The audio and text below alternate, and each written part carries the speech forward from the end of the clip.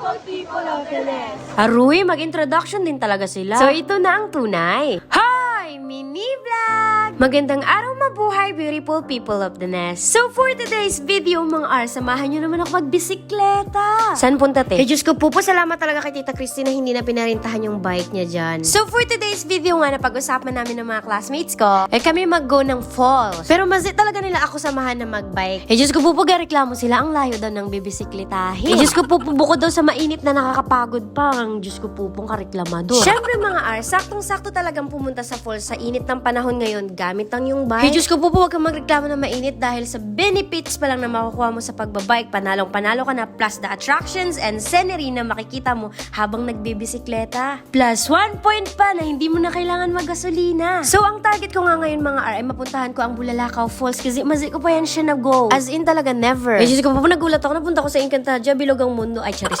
Insta 360 pala yan. So, ang Bulalakaw Falls ay matatagpuan sa Barangay Pasadena, sa sitio Kalampinay. Ibuga, shout out sa mga taga-Palso dyan dahil nagtanim sila dyan ng mga puno para sa future. Kasama ko nga yung mga friends ko, Diyos ko po, hindi ako din naman mag-bike. Ako hinintay lang nila sa Bulalakaw. Akis mazip magreklamo, ginusto ko to. Pagdating nga namin ng Kalampinay, mazip ko knows, nalalakarin pa pala to. Akala ko malapit-lapit lang. Medyo malapit lang siya, 30 to 40 minutes na hiking. So sa lahat na nagbabalak na pumunta ng Bulalakaw Falls, make sure na magre-rent kayo ng tour guide. This is for your safety dahil kung first timer ka, alam nila yung gagawin at alam nila kung paano ka iingatan. And at the same time, makakatulong ka pa sa daily income nila. Diyos ko po, lang akong ibang ginawa habang naglalakad, puro reklamo sa sobrang pagod. Pero nga nung narinig ko na yung tubig at nakita ko na yung bagsak nito, Diyos ko po, ako gusto ko na lang dito manirahan.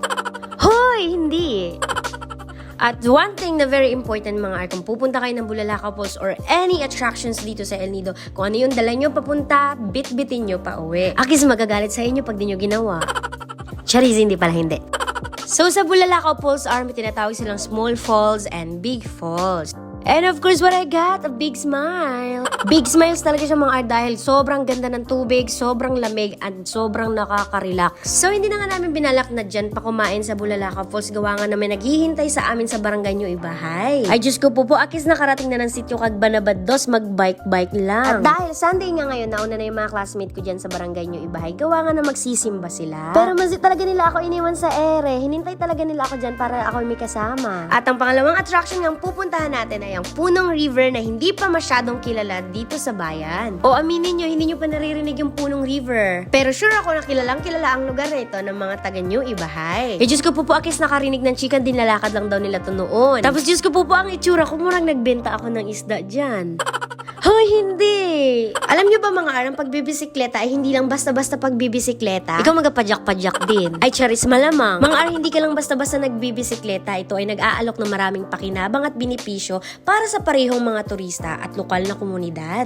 Unang-una ng mga arang sustainable tourism. Ang turismo sa pagbibisikleta ay nagtataguyod ng isang mas napapanatiling paraan ng paglalakbay kumpara sa mga sasakyang di motor. At isa pa mga ar, biking promotes physical activities and exercise. At syempre makakatulong ka pa sa ekonomiya o paano. So habang nagbibisikleta ka papunta sa mga attractions, kasi naman by promoting biking tourism, local businesses such as bike rentals, shops, guest houses, restaurants, and tour operators can thrive. Diyos ko po, akala mo bike-bike lang pero nakakatulong ito na magkaroon ng kita ang mga local businesses natin. So mga R, nag-enjoy ka na, kumita pa sila at the same time nakatulong pa sa kalusugan mo ang pagbibisikleta. So after 15 minutes na pidalan nga, narating ko na ang daanan papasok ng Punong River. And Diyos ko po, nararamdaman ko na rin yung hapde ng sikmura ko dahil akis gutom na. Ang chika pa nga ng mga classmates ko dyan na bukod pa sa Punong River, meron pang falls sa unahan pero medyo malayo nga lang siya. Pero mga arwa mazabe dahil pagpasok mo pa lang dyan sa entrance. Hey Diyos ko po, busog na ang mata ko sa ganda at lamig ng tubig na meron sila. So bakit nga ba tinawag siyang Punong River? Kasi maraming puno? Oh, hindi!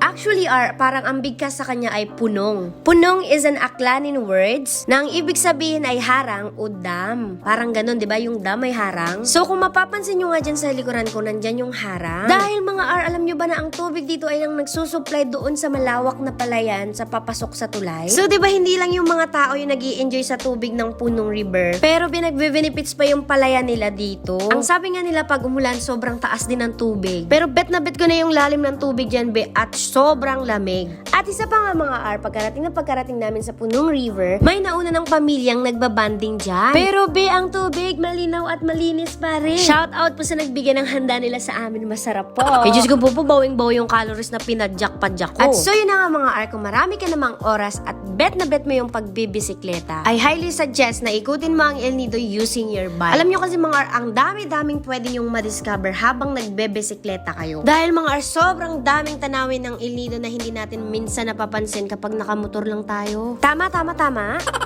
At isa pa mga R, bago kong makalimutan, biking tourism involves interactions with local communities. O diba, ang dami pala niyang benefits. At isa pa nga mga R, preservation of natural resources is one of the biking tourism benefits. Ito yung mga sinasabi ko mga R. Biking tourism encourages visitors to appreciate and value the natural beauty of El Nido while minimizing the negative impact on the environment. Kasi naman mga R, this can lead to increased awareness and efforts toward preserving the area's biodiversity and ecosystem. At syempre mga R, mapopromote mo pang ecotourism. Di ba nga, biking tourism aligns with the principles of ecotourism by promoting responsible travel practices. And lastly mga R, it's a memorable experience for me. Dahil naniniwala nga ako na biking tourism in El Nido, Palawan ay hindi lamang nag-aambag sa pag-unlad ng ekonomiya ng lugar, but it also promotes sustainable and responsible tourism practices, fostering a deeper connection between tourists and destination. Ang sabi mo, te! Magulat kayo, may alam ako, no? Diyos ko po, first year, second year, third year, fourth year, topic na yan. So, mga R, hanggang dito na lang. Salamat sa panonood. Hanggang sa muli!